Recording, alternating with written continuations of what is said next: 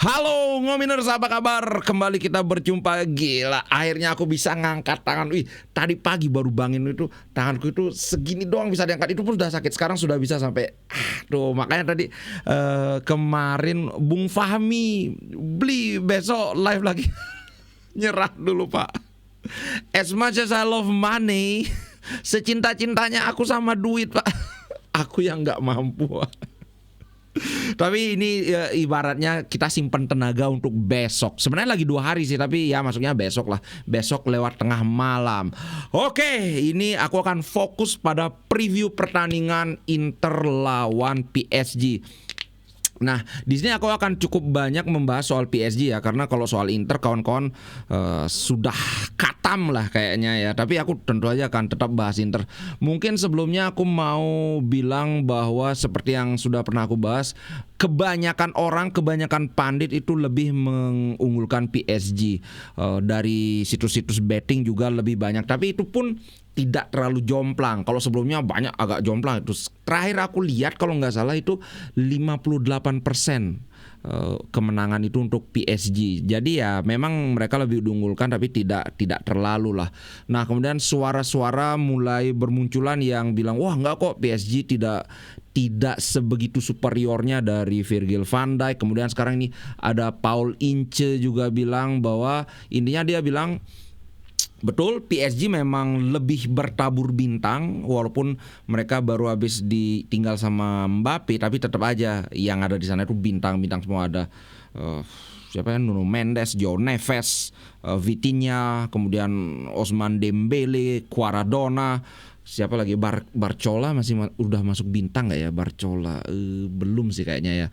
Terus ada Hakimi, tapi yang dia bilang adalah Paul Ince, Inter mereka memiliki big game players, pemain-pemain yang perform di pertandingan-pertandingan besar. Kita sudah lihat lawan Barcelona, Lautaro itu ibaratnya main hanya dengan satu kaki, tapi dia nyetak gol. Dumfries baru habis cedera, gila 2 pertandingan berapa asis dia? 4 asis ya.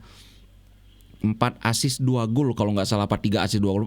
Pokoknya intinya adalah impactnya itu benar-benar terasa.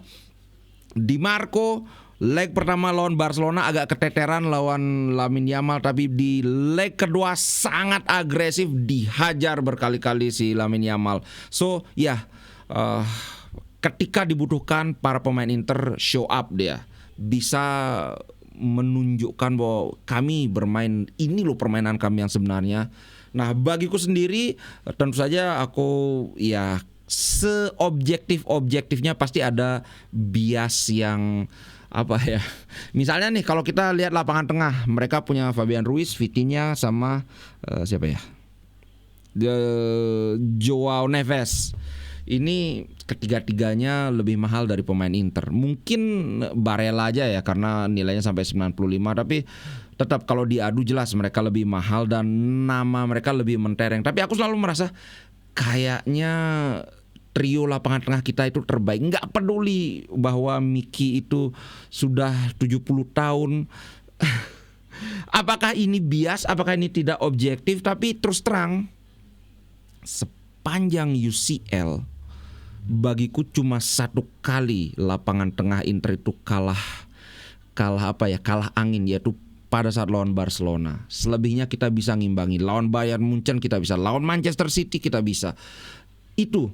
Nah, kalau PSG aku tidak akan bilang bahwa lapangan tengah mereka jelek, tapi setelah aku melihat 4 pertandingan, 5 pertandingan PSG, aku cari-cari yang highlightnya, yang panjang, yang extended ya, yang 8 menitan. Ya mereka bagus, tapi kok aku merasa lapangan tengah Inter lebih bagus. Itu perasaanku ya. Silakan kalau kawan-kawan beda pendapat di komen aja, kita nanti saling berdiskusi kan. Nah, yang membuatku penasaran lagi, kenapa sih selalu Inter itu jadi underdog? Kita itu cuma selalu menjadi tim yang tidak diunggulkan sejak 16 besar kecuali lawan Feyenoord. Lawan Bayern Munchen, wah kayaknya Bayern Munchen nih yang menang. Padahal Bayern Munchen itu cedera, Musiala cedera, tapi tetap orang-orang mengunggulkan Bayern Munchen. Inter lolos. Lawan Barcelona juga gitu. Mereka tanpa Lewandowski. Inter kalau nggak salah waktu itu tanpa Pavard, tanpa siapa ya? Aku lupa sih siapa yang nggak main. Iya tanpa Pavard, benar. Kita bisa singkirkan Barcelona. Nah sekarang juga sama. Padahal PSG itu mereka ke 16 besar itu harus melalui playoff. Cuman ya masuk sih ininya argumentasinya bahwa di paruh kedua musim ini sejak kedatangan Kvaratskhelia memang PSG transform menjadi tim yang jauh lebih baik, jauh lebih bagus. Oke, bisa diterima. But tetap aja kalau kita menilai suatu performa itu kan semestinya kita menilai secara keseluruhan. Apalagi misalnya nih kalau kita lihat dari statistik. Statistik ini aku tahu banyak orang bilang statistik itu kalau orang ngomongin statistik nggak ngerti sepak bola. Bagiku orang yang nggak mau ngomongin statistik itu karena dia nggak ngerti statistik. Misalnya nih soal menang dan kalah, Inter itu di 16 besar tidak terkalahkan. Inter cuma kalah sekali yaitu lawan Bayer Leverkusen. Itu pun kawan-kawan sudah tahu bahwa itu harusnya offside, harusnya tidak terjadi corner, tapi sudahlah, Inter kalah sekali. Sedangkan PSG itu kalah 5 kali. 3 kali kalah di fase gugur. Di penyisihan grup. Kemudian 2 kali kalah di 16 besar, yaitu lawan Aston Villa sekali, lawan Liverpool sekali. Kemudian kalau dari total jumlah gol yang playoff aku nggak hitung ya karena biar sama kan ya penyisihan dan 16 besar. Inter ini aku sudah sampai hitungin tuh. Inter total mencetak gol 26 gol. Padahal dibilang Inter itu tim yang bertahan. Sedangkan PSG itu 22 gol. Jadi kita mencetak gol 4 gol lebih banyak. Ingat ini hanya penyisihan grup dan dari 16 besar sampai sekarang. Kemudian kita mencetak gol lebih banyak dibandingkan PSG. Kita kebobolan lebih sedikit dibandingkan PSG. Kita kebobolan 11 gol, PSG kebobolan 15 gol. Nah ini aku sudah catat, yang mestinya sih nggak salah. Tapi kalau kawan-kawan iseng-iseng silakan dicek. Aku cukup yakin ini nggak salah catatanku karena aku benar-benar bikin manual. Dari sana mereka kalah 5 kali, kita cuma kalah sekali. Kemudian mencetak lebih banyak gol, kebobolan lebih sedikit. Aku masih nggak ngerti kenapa kok lebih banyak orang mengunggulkan PSG. Ada yang satu channel itu apa lupa namanya, yang hostnya berdua itu kayak banyak yang nggak tahu, ini 100 ribuan sama juga. Wah ini ngunggulin PSG.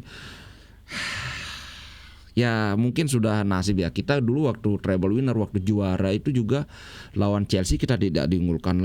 Kemudian lawan Barcelona tidak diunggulkan. Bahkan lawan Bayern Munchen pun kita tidak diunggulkan. Tapi baguslah. Ketika kita tidak diunggulkan, tekanan itu berkurang. Dan tekanan itu dalam panggung tertinggi ini seringnya malah menjadi musuh. Tekanan yang dialami PSG, mereka banyak mengunggulkan 1, 2, mereka ingin sekali menjadi juara untuk pertama kalinya. Itu.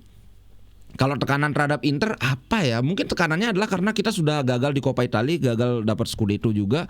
Ya mungkin ini kesempatan terakhir. Mungkin ini menjadi tekanan.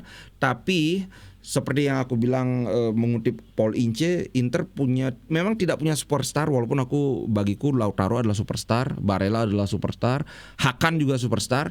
Jadi at least kita punya 3 superstar. Tapi oke lah, walaupun kita tidak punya superstar, tapi kita punya banyak big game players. Di Marco, kemudian Lautaro, Dumfries, Hakan, Barella, Acerbi, mau big game mau small game selalu perform. Sommer, waduh. So iya, di sini bagiku Inter punya peluang untuk merubah tekanan ini menjadi motivasi. Apalagi banyak pemain Inter itu adalah pemain veteran. Aku bahkan sempat baca, ini bener apa nggak, tolong dikoreksi aku ya.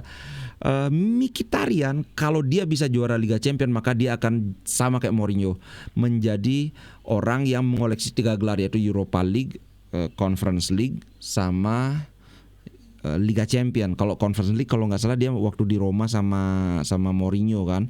Kalau nggak salah ingat ya, tolong dikoreksi aja, aku nggak ngikutin Roma soalnya.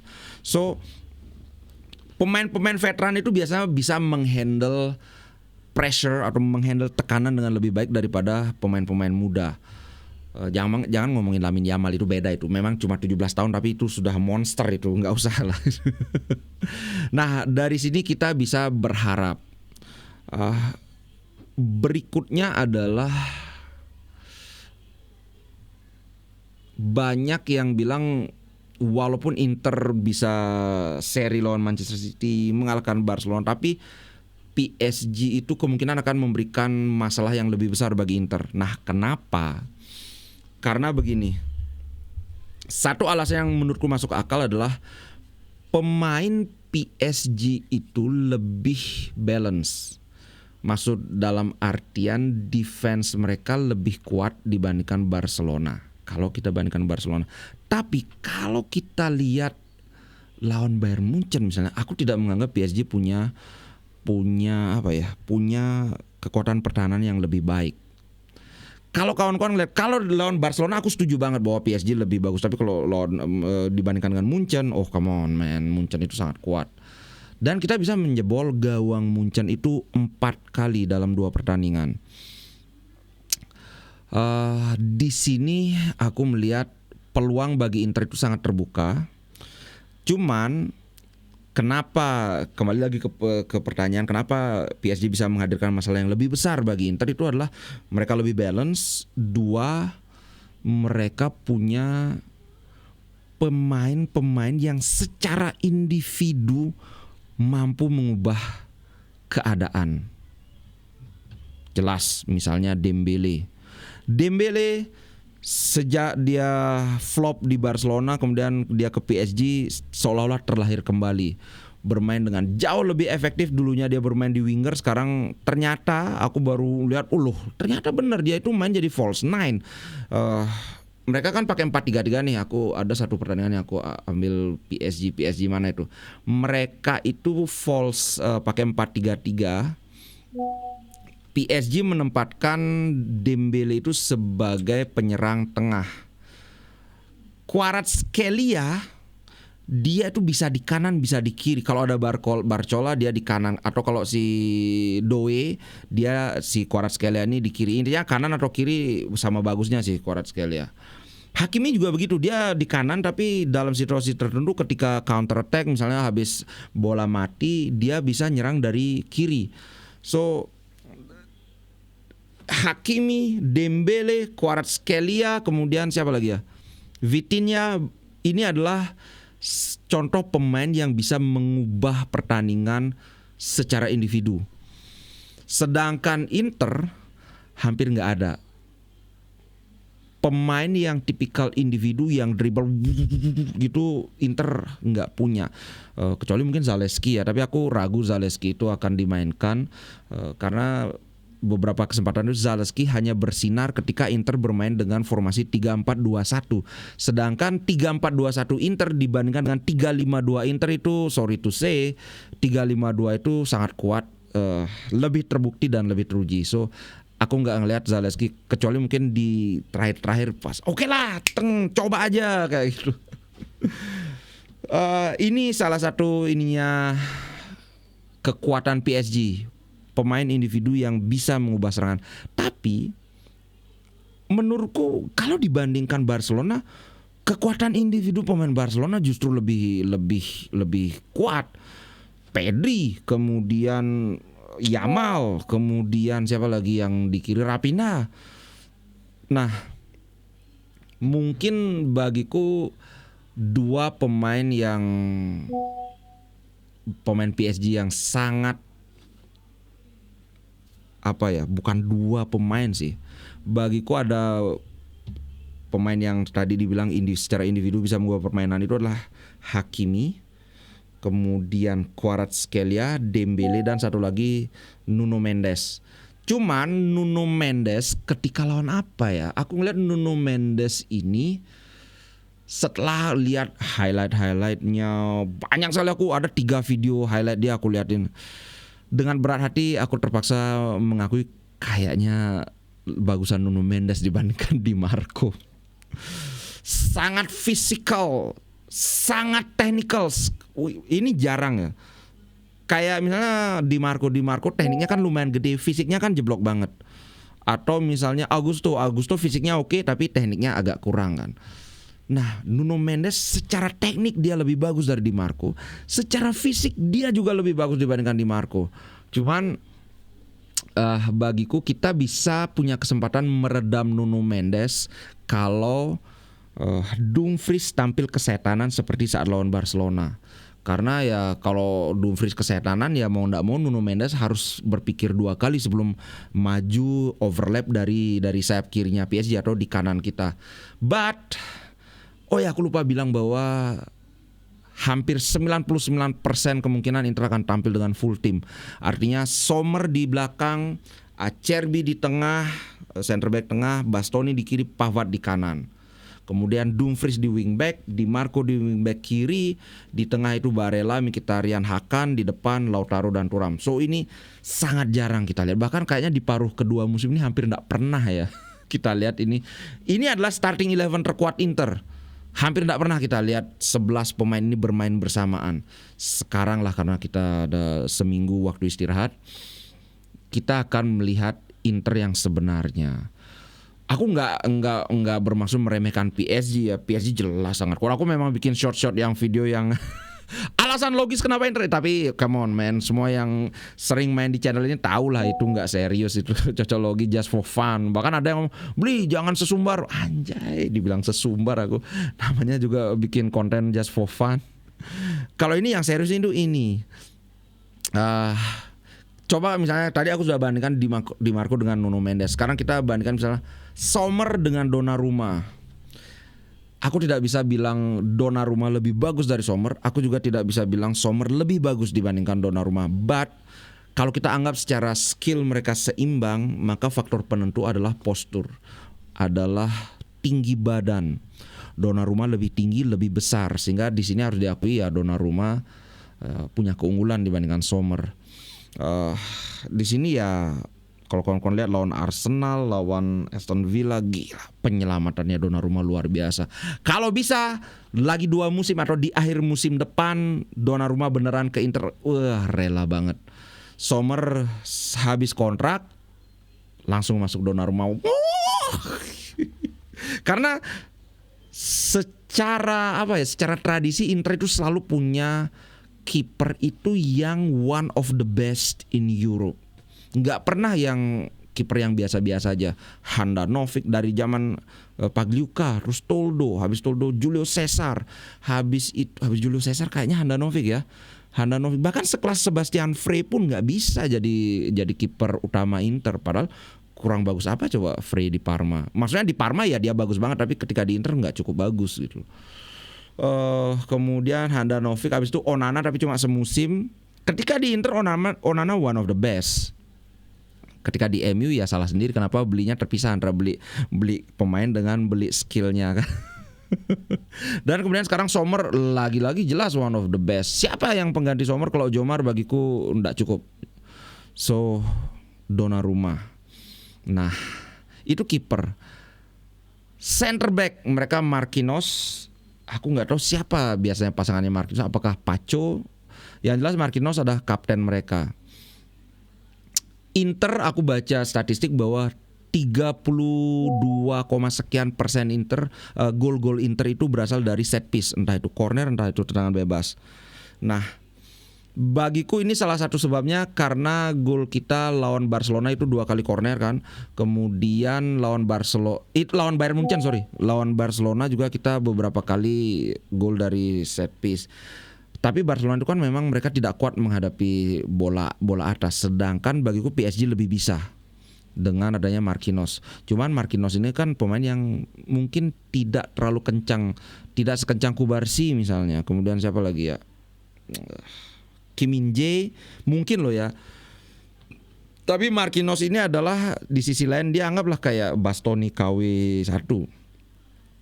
Sebagaimana layaknya pemain Brasil, dia punya technicality yang cukup bagus walaupun nggak yang sampai di level wow banget, tapi tetap dia bisa melancarkan umpan panjang dari belakang.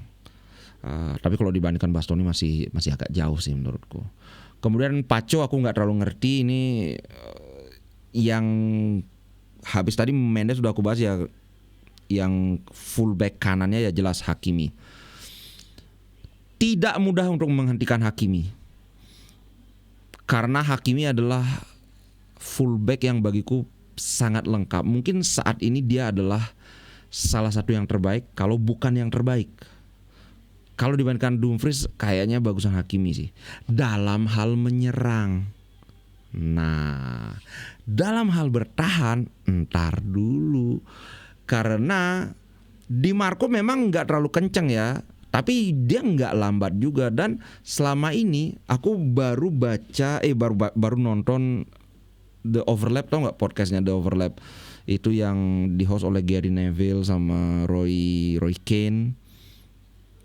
Itu Henry bintang tamunya, dia bilang bahwa sebagai winger, sebagai fullback, sebagai wingback, sebenarnya ketika kamu pegang bola, kamu nggak perlu harus bisa melewati musuh. Cukup kamu mungkin setengah yard atau setengah meter atau bahkan cuma 1 meter aja ke depan, belum kamu lewat ini musuh ini, tapi kalau kamu berhasil menempatkan bola itu di posisi yang bagus, kemudian kamu bisa lepaskan crossing, itu sudah cukup. Hakimi, kan tentunya kita akan melihat Hakimi berduel beberapa kali dengan Di Marco ya. Hakimi memang lebih cepat, tapi Hakimi dalam bertahan bagiku dia bukan yang terbaik. So di sini kita punya kesempatan, apalagi dari kiri yang jago crossing itu bukan cuma Di Marco tapi Bastoni juga. Sehingga kalau dia pegang Di Marco, berusaha menyetop Di Marco, Bastoni datang, Di Marco kasih bola ke Bastoni, ada celah sedikit saja, nggak perlu dia bisa lewatin Marquinhos, nggak perlu. Yang penting ada space segini misalnya yang bisa dilewati bola, ya udah crossing. Ada banyak pemain Inter yang bisa menusuk ke kotak penalti untuk menyambut crossing itu, entah dengan volley, entah dengan sundulan. Itu sangat plausible, sangat mungkin.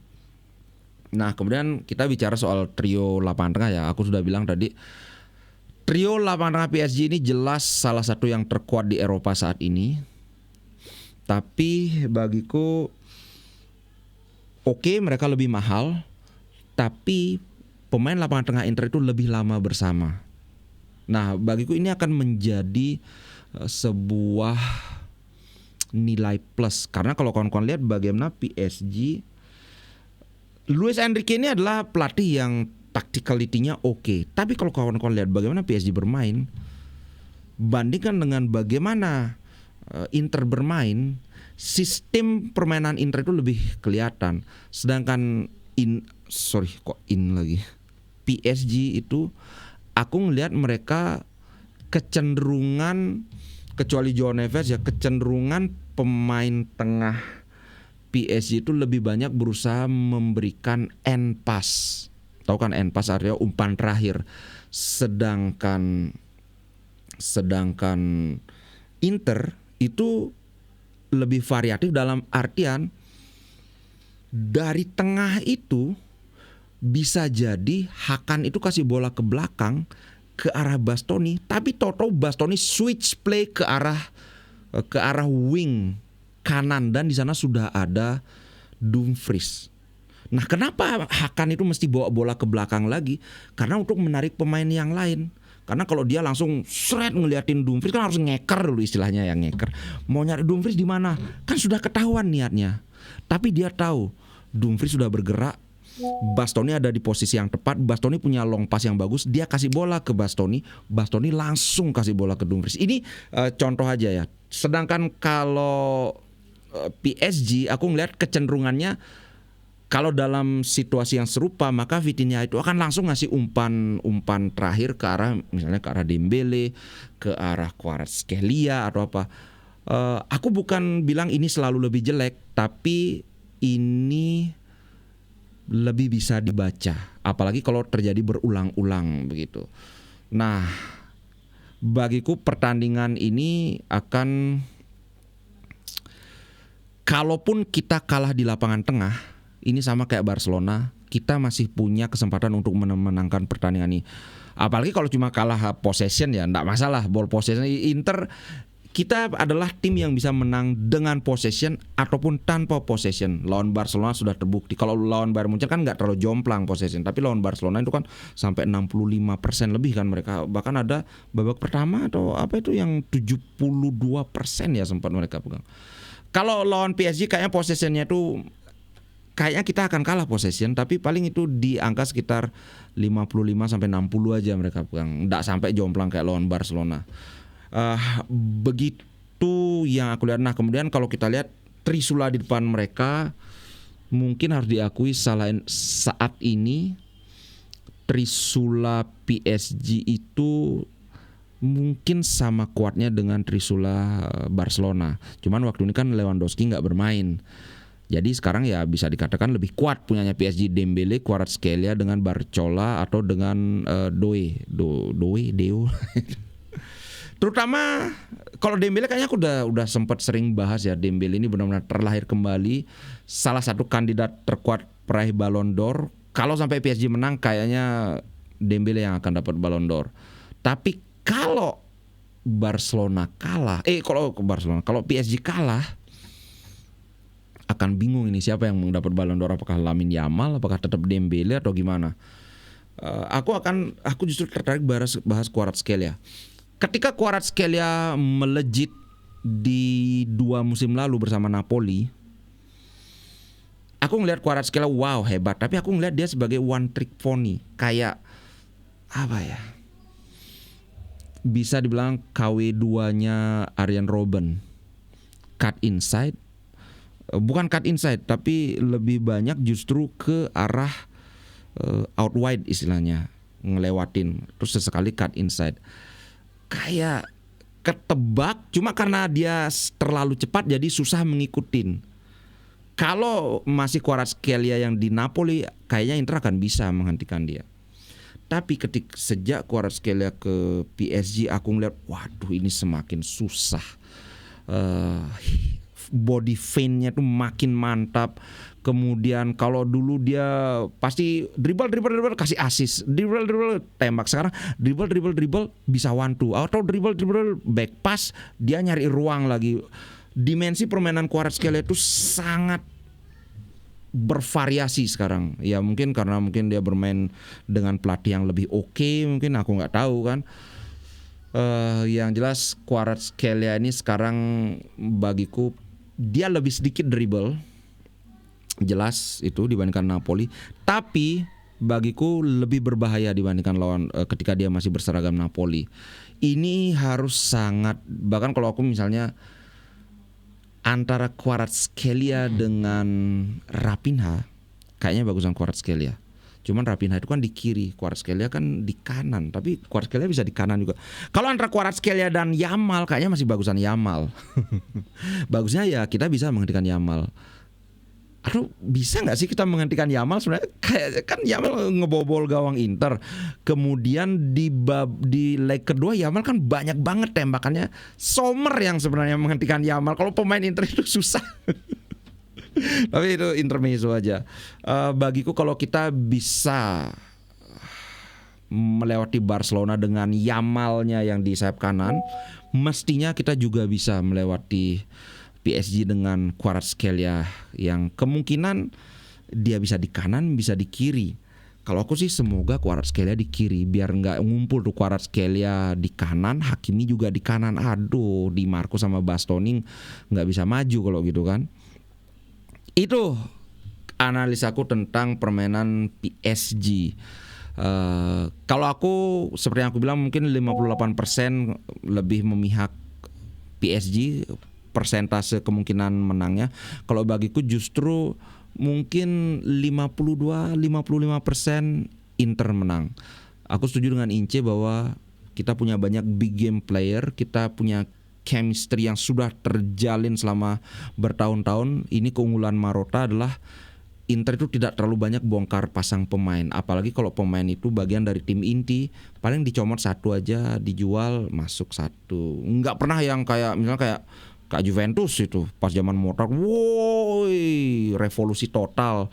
Akhirnya sempat ini juga kan, sempat goyang juga zaman Mozart. Kemudian Milan juga, woi Chukwueze, kemudian siapa itu beli Okafor, Jimenez, banyak lah sekalian mereka beli banyak pemain. Kalau Inter itu sangat hati-hati, bagian dari apalagi kalau bagian dari tim inti itu tidak banyak merombak tim inti, sehingga chemistry itu akan tetap. Gitu sih bro.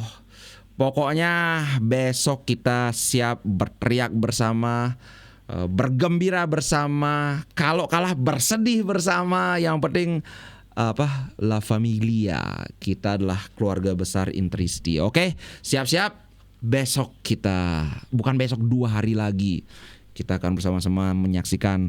Sekali lagi terima kasih buat kawan-kawan yang sudah nonton, sudah komen. Aku minta maaf nggak semua bisa aku balas komennya, tapi semua aku baca komennya. Untuk live yang kemarin heboh banget itu, aku hanya bisa bilang terima kasih. Terima kasih banyak. Oke, ciao guys, sampai jumpa besok. Ciao ciao.